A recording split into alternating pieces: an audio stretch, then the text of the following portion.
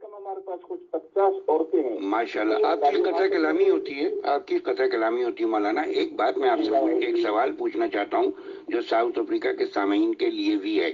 وہ سوال یہ ہے کہ یہ جو انگریزی میں ہم رومن طریقے سے قرآن پڑھتے ہیں تو کیا وہ حق ادا کر پاتے ہیں تجوید کا، قلقلے کا، اس کے آداب کا؟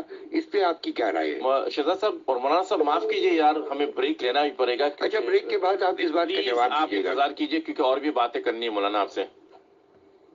حضرت مجھے اگر آپ اجازت دے چکے کسی اور میٹنگ سے میں نے جانا ہے تو اچھا چلیں مختصر سا اس بات کا جواب دیجیے.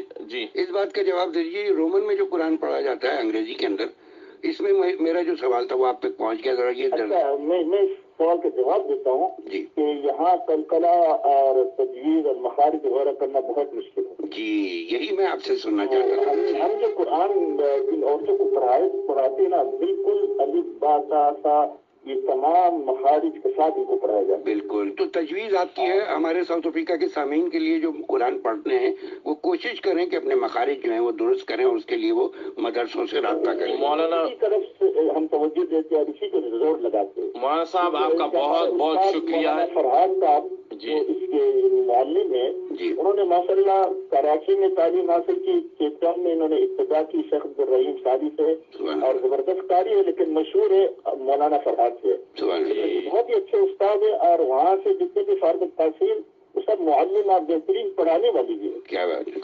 Okay, listeners, we will have to take this break. And Maulana Sahab, بہت شکریہ. Thank you so much for calling in and giving us this. I will interpret what Maulana said in the English language after the break. Assalamu alaikum. Radio Al Ansar, Devon, 90.